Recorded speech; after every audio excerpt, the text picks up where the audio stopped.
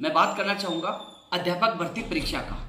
अध्यापक भर्ती परीक्षा का जो परिणाम को लेकर जो लगातार लोग कॉल और मैसेज कर रहे हैं, मैंने पहले भी आप लोगों को बताया था कि 10 मई को इस संबंध में हम कर्मचारी चयन बोर्ड का घेराव करने जा रहे हैं।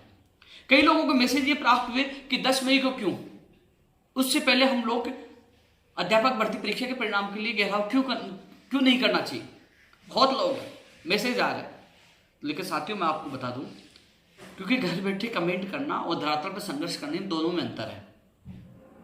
अगले वीक तक, जहां तक मेरी जो जानकारी प्राप्त हुई, जहां तक मैंने अधिकारियों से बात की है, अगले वीक तक आपत्तियों पर काम चलेगा।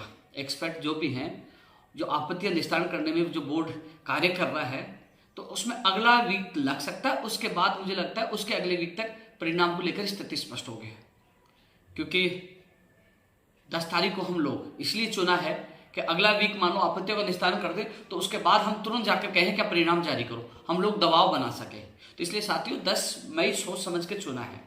इसके अलावा साथियों, इस भर्ती परीक्षा के परिणाम के लिए, और चाहे शुरू से विज्ञप्ति जारी करवाने, हर चीज के लिए हमने प्रयास किया है।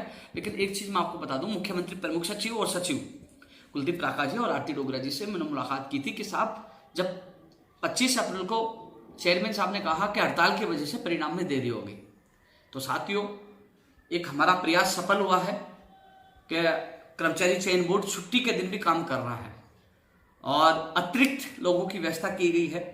जो लोग हड़ताल पे चले गए उनकी जगह और लोगों को लगाया गया है। तो ये कर्मचारी चयन बोर्ड की एक अच्छी पहल है और धन्यवाद देना चाहूंगा सीएमओ को, अधिकारियों को, जिनके सामने मैंने बात रखी और उन्होंने इसमें विचार किया।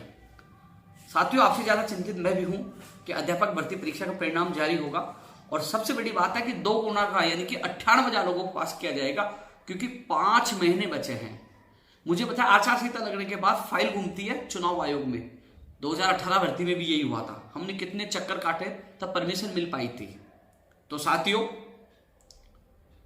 इस भर्ती को प्राथमिकता से पूरी कराने के लिए मेरा प्रयास जारी है।